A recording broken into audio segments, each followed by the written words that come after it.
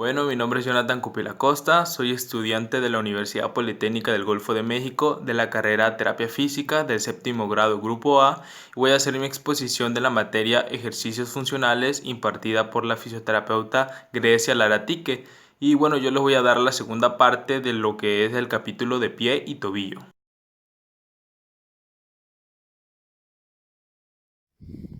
Si yo hago el siguiente movimiento al aire de manera continua durante 3 horas al día a una intensidad media, es casi imposible que yo me llegue a lastimar. Si yo hago el mismo movimiento, ahora chocando el pie contra el suelo a la misma intensidad, pero menos horas al día, como por ejemplo 20 minutos, igual es casi imposible que yo me llegue a lastimar.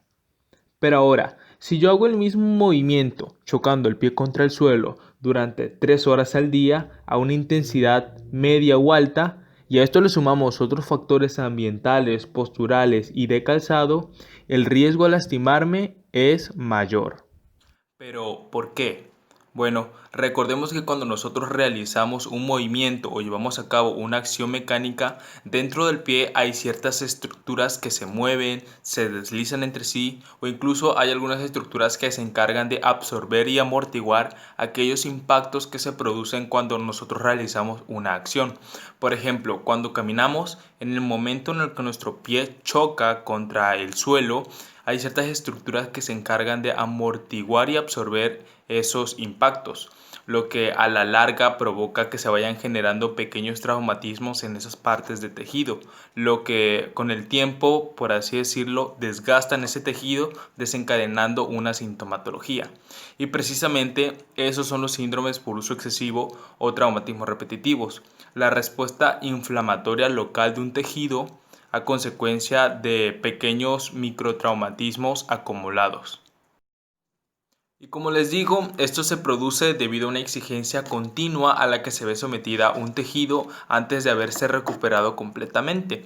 Y bueno, existen diferentes factores que pueden producir estos pequeños microtraumatismos en los tejidos, como por ejemplo problemas de alineación de la extremidad inferior, desequilibrios musculares, una mala técnica en el momento de realizar un ejercicio, altas demandas funcionales, un calzado inadecuado, que una musculatura esté más predominante que otra, o incluso un mal descanso, el cual no le permite al cuerpo recuperarse adecuadamente para seguir realizando la misma actividad del día siguiente, o una combinación de varios de estos factores. Ahora les voy a hablar de 3 síndromes por uso excesivo más comunes en el pie, lo que son la tendinitis, la fascitis plantar y el síndrome del compartimiento tibial. Y cabe aclarar que no me voy a centrar tanto en qué es ni en su fisiopatología, más bien en algunas características que nos pueden ayudar en el momento del diagnóstico. La tendinitis. La tendinitis o la inflamación de un tendón de un músculo es un padecimiento muy común que se puede hacer presente en cualquier músculo del pie, pero este es más común en aquellos tendones que se aproximan o cruzan a las articulaciones del tobillo. Por ejemplo, lo que sería la tendinopatía aquilia, que es la tendinopatía más común de esta región corporal. Concretamente, la tendinitis se manifiesta en el tendón distal del músculo gastrocnemio, tendón que cruza la articulación tibio-peronea astragalina por la parte posterior para llegar al calcáneo, su sitio de inserción. La tendinitis aquilia puede desarrollarse cuando la persona pasa de un calzado de tacón alto a un calzado con un tacón más bajo y procede a caminar mucho. Pero obviamente este no es el único motivo por el que puede desencadenar una tendinopatía aquilia. También puede asociarse con actividades deportivas como el correr, jugar al tenis o al baloncesto. Un dato muy importante que tenemos que considerar siempre que diagnostiquemos a un paciente y que es muy característico de este síndrome y de cualquier tipo de tendinopatía en general es la presencia de dolor al momento de estirar el tendón y de acortarlo. Cuando se somete a prueba el pie y el tobillo y el dolor se manifiesta en la zona del tendón cuando nosotros ofrecemos resistencia a la acción muscular del gastrocnemio, que como ya sabemos es la flexión plantar, es indicativo para tendinopatía aquilea. Y si de alguna forma el dolor se manifiesta en la zona del tendón cuando nosotros estiramos llevando a cabo obviamente la acción muscular contraria que sería una dorsiflexión, también será indicativo para tendinopatía aquilea. O de igual forma, si el tendón duele al llevar a cabo una palpación, igual será indicativo para una tendinopatía aquilea. Fascitis plantar. La fascitis plantar consiste en la inflamación de la fascia. La fascia es el tejido fibroso que se origina en la cara plantar del calcáneo y se inserta en las falanges de los dedos, la cual además de ayudarnos a la formación del arco plantar, es un tejido que nos ayuda a soportar y absorber impactos en la planta del pie. La fascitis plantar puede estar provocada principalmente por eversión excesiva de la articulación subastragalina, lo que irrita la fascia y la predispone a sufrir fuerzas a las que no está acostumbrada. Y algunos factores que pueden provocar esta eversión excesiva de la articulación subastragalina son los músculos gemelos tensos o por lo contrario. Esto podría deberse a una inversión excesiva, la cual podría ser provocada por si el paciente padece de pie plano. Si el dolor se experimenta en la palpación a lo largo de la cara plantar y principalmente en la zona del tubérculo medial del calcáneo, que es donde se origina la fascia plantar, será indicativo para fascitis plantar. Y si al estar de pie las presiones en carga de nuestro propio peso generan dolor en la zona plantar, igual será indicativo para fascitis plantar. De la misma manera, si las fuerzas de estiramiento se manifiestan en la fascia, como por ejemplo cuando se extienden los dedos en la fase de despegue al caminar, también será indicativo para una fascitis plantar. Pasando al síndrome del compartimiento tibial. Más allá de ser una patología, es más bien un término que se utiliza para describir un dolor proveniente de la pierna, inducido por la actividad a lo largo de la cara posteromedial o anteromedial de los 2/3 proximales de la tibia, incluyendo distintas afecciones como por ejemplo musculotendinitis, fracturas por sobrecarga de la tibia, periostitis, aumento de la presión en el compartimiento muscular, irritación de la membrana interósea. Existen dos tipos de síndrome del compartimiento tibial: síndrome del compartimiento tibial anterior y síndrome del compartimiento tibial posterior. El síndrome del compartimiento tibial anterior es el síndrome más frecuente y se realiza con el uso excesivo de la tibia de la parte anterior. La tirantez de los gemelos y la debilidad de la tibia anterior, así como la pronación del pie, se asocian con la aparición de este síndrome. Cuando se presenta este síndrome, el dolor aumenta al momento de realizar una dorsiflexión activa del tobillo y cuando estiramos el músculo realizando una flexión plantar. Por su parte, el síndrome del compartimiento tibial es un tipo de síndrome no tan común que se relaciona cuando los músculos gemelos tiran más de lo que deberían y el músculo tibial posterior se encuentra débil, produciendo una pronación anormal. Cuando se presenta este síndrome, el dolor aumenta al momento de realizar pasivamente una dorsiflexión con eversión y con supinación activa. Tratamiento en fase aguda. Como fisioterapeutas debemos conocer las bases de un tratamiento de un síndrome de este tipo, para nosotros poder estructurar nuestros propios tratamientos. Cabe aclarar que las bases del tratamiento van a cambiar según el estado o la fase en la que se encuentra el síndrome. En la fase aguda del síndrome, mientras exista inflamación, el tratamiento será abordado principalmente con reposo y modalidades adecuadas. Esto dependiendo tu filosofía como fisioterapeuta. El pie deberá inmovilizarse con un yeso o una férula en ligera flexión plantar para así eliminar posibles tensiones. Posteriormente podremos aplicar fricciones en sentido transversal a las fibras del tejido lesionado. Después podemos iniciar con contracciones suaves realizando ejercicios isométricos O bien podemos colocar el pie en una posición indolora y aplicar electroestimulación en la zona afectada. Posteriormente, deberemos enseñar al paciente la amplitud de movimiento activa que puede realizar para no despertar la sintomatología. Y por último, le debemos enseñar al paciente a evitar la actividad que provoca la presencia del dolor. Tratamiento fase crónica. Ahora, cuando el síndrome se hace subagudo o crónico, toda la extremidad inferior debe, así como el pie, la rodilla y la cadera, deben de ser evaluados por si acaso, ya que tras la inmovilización que realizamos en la fase aguda puede existir algún alineamiento anormal o si tal vez se ha producido un desequilibrio de la fuerza o de la flexibilidad de los tejidos. Por eso debemos de evaluarlo primero, antes que nada.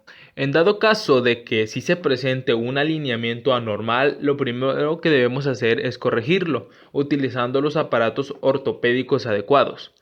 Pero si de igual manera, en dado caso de que se presente una pérdida de la flexibilidad en los tejidos, lo que debemos hacer es estirar las estructuras musculotendinosas acortadas con las técnicas de estiramiento que prefiramos. Después nos encargaremos de fortalecer los músculos implicados, empezando con ejercicios de resistencia isométrica, y conforme vaya progresando el paciente cambiaremos a ejercicios de resistencia isotónica o isocinética en actividades de cadena cinética abierta o cerrada.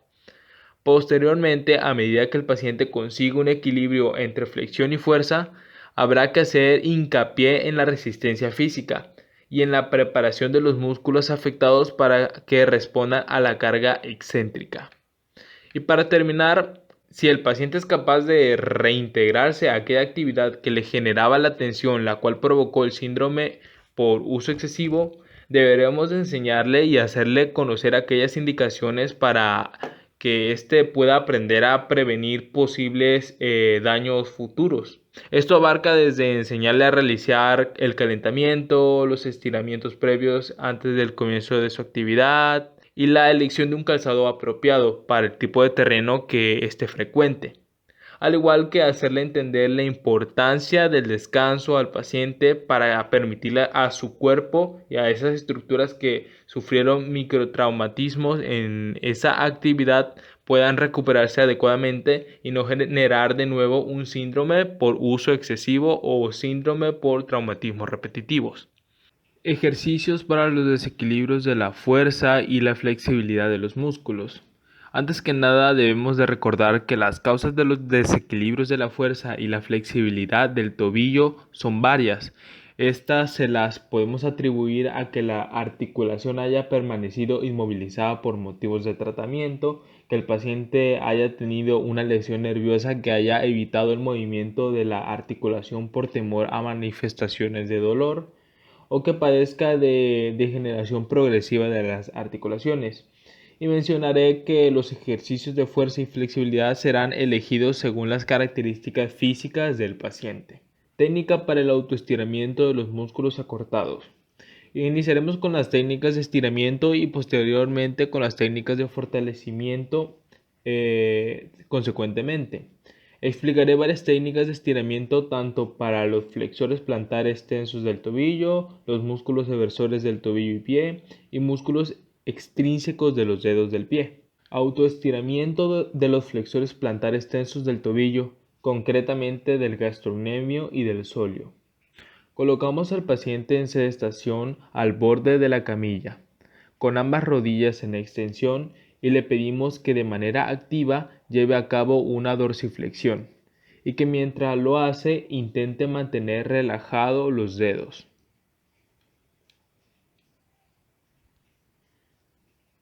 Colocamos al paciente en sedestación con una rodilla en extensión y cruzamos al nivel del antepié con la toalla o un cinturón y lo sujetamos.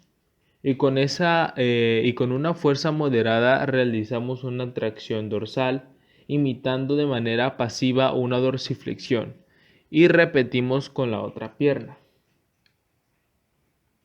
Colocamos al paciente en bipedestación y le pedimos que con una pierna dé una zancada y que mantenga el pie de la pierna contraria siempre en el suelo, sin despegar el talón en ningún momento.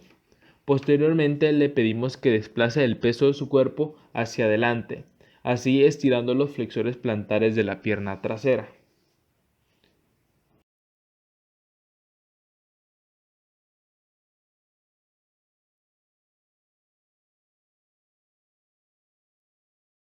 Colocamos al paciente en bipedestación mirando hacia la pared, con las manos apoyadas sobre la pared a nivel del hombro, y le pedimos que se incline hacia adelante manteniendo los talones sobre el suelo en todo momento. Y si deseamos aumentar la fuerza del estiramiento, basta con aumentar la distancia que separa a los pies del paciente con la pared y repetir la mecánica.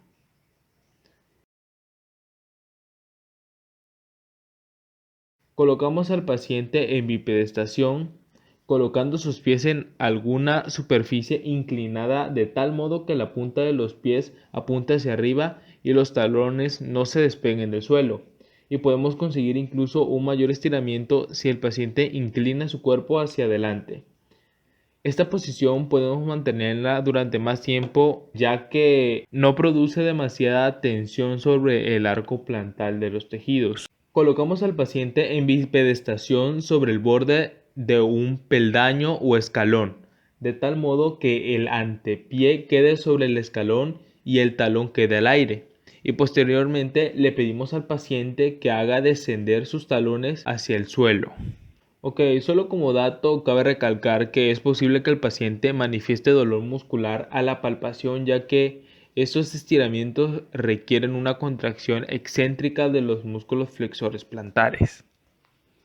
Autoestiramiento de los músculos eversores del tobillo y pie.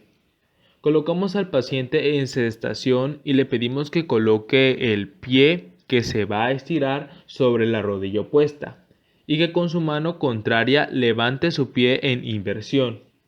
Es importante que le subrayemos al paciente que el talón debe de girar hacia adentro, no solo el antepié.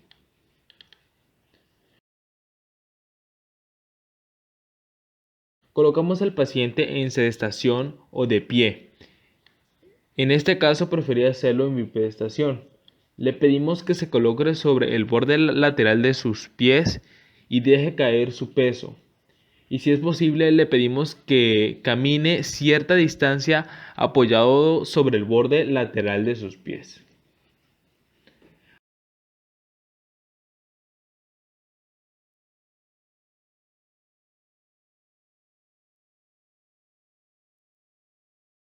Autoestiramiento de los músculos extrínsecos de los dedos del pie. Colocamos al paciente en sedestación con el pie que se va a estirar sobre la rodilla contraria. Le decimos al paciente que estabilice con una mano su pie debajo de la articulación metatarsofalangica y que con la otra mano flexione de manera pasiva la articulación metatarsofalangica implicada, aplicando presión sobre sus falanges. Bueno, ya habiendo abarcado las técnicas de estiramiento, pasaremos a las técnicas para reeducar y fortalecer los músculos necesarios para el control ortostático del tobillo y del pie. Actividades de preparación del control muscular. Colocamos al paciente en sedestación con las rodillas extendidas y le pedimos que realice una dorsiflexión con inversión para así ejercitar el músculo tibial anterior y que posteriormente realice una flexión plantar con inversión para ejercitar así el músculo tibial posterior. Colocamos al paciente en sedestación con los pies en el suelo y le pedimos que intente flexionar los dedos de los pies contra la resistencia que ofrece el suelo. Colocamos al paciente en sedestación con los pies sobre una toalla extendida en el suelo y le pedimos que sin despegar los talones de la toalla en ningún momento arrugue la toalla realizando pequeñas flexiones con los dedos de su pie. Colocamos al paciente en sedestación con los pies sobre un balancín o tabla de equilibrio y le pedimos que de manera controlada realice dorsiflexiones y flexiones plantares y eversiones e inversiones. Actividades de fortalecimiento en cadena cinética abierta. Posición del paciente. Sentado con una pelota de tenis colocada entre las plantas de los pies. Posición del paciente. Sentado. Se coloca cierto número de objetos pequeños como canicas o dados en un lado del pie del paciente. El paciente coge un objeto a la vez, flexionando los dedos del pie en torno al objeto para colocarlo en un recipiente en el otro lado del pie. Esto ejercita los músculos plantares y los inversores e iversores. Posición del paciente. Sentado y más tarde de pie. Se emplea arena, goma espuma u otro material que se distienda dentro de una caja para ofrecer resistencia a los distintos movimientos del pie cuando el paciente se balancee adelante y atrás y de lado a lado a flexión de los dedos del pie. Posición del paciente. Sentado con las rodillas extendidas, manteniendo un material elástico debajo del antepié. El paciente mueve en flexión plantar contra la resistencia. Posición del paciente. Sentado con las rodillas extendidas o flexionadas y con los tobillos cruzados. El paciente ejerce presión con los bordes laterales de los pies junto entre sí y contrae isométricamente los músculos eversores. Posición del paciente. Sentado con las rodillas extendidas en decúbito supino con un aro de material elástico rodeando los pies. El paciente mueve los pies en eversión contra la resistencia. Posición del paciente. Sentado con las rodillas extendidas o en decúbito supino, se ata un material elástico a los pies de la cama u otro objeto de tipo estable y se coloca sobre el dorso del pie del paciente. El paciente mueve a continuación el pie en dorsiflexión contra la resistencia. Actividades en cadena cinética cerrada de fortalecimiento y estabilización. Se inicia desarrollando la fuerza isométrica y el control para mejorar la estabilidad. A medida que el paciente puede permanecer de pie, se aplica resistencia sobre la pelvis del paciente mientras éste trata de mantener el control. A esto se le conoce como estabilización rítmica. La resistencia se aplica en distintas direcciones, primero con avisos verbales y luego sin ellos. Posición del paciente y el terapeuta se apoyan en un bastón de madera sujetándolo con ambas manos. El terapeuta ejerce resistencia a través del bastón en distintas direcciones mientras el paciente trata de mantener la estabilidad. El paciente pasa a estar de pie solo sobre el pie afectado. Para el entrenamiento dinámico de la fuerza, el paciente realiza elevaciones bilaterales sobre los dedos del pie, elevaciones de talón y balanceo hacia afuera sobre los bordes laterales del pie. A continuación, pasa a elevaciones unilaterales de los dedos del pie, del talón y del pie sobre el borde lateral del pie. Cuando lo tolere, se añade resistencia con un cinturón lastrado o con mancuernas en las manos. El entrenamiento avanza y se empieza a caminar sobre los talones, de puntillas y luego sobre los bordes laterales del pie, aumentando de modo progresivo la distancia. Para el fortalecimiento, el terapeuta aplica resistencia sobre la pelvis del paciente. Actividades de equilibrio. Posición del paciente. Sentado. El paciente comienza sentado y aprende a controlar la dirección del movimiento de la tabla. Posición del paciente. De pie. Si es necesario, el paciente apoya con ambas manos en las barras paralelas o en un objeto sólido. El paciente comienza con ambos pies sobre la tabla y luego pasa a actividades sobre una sola pierna.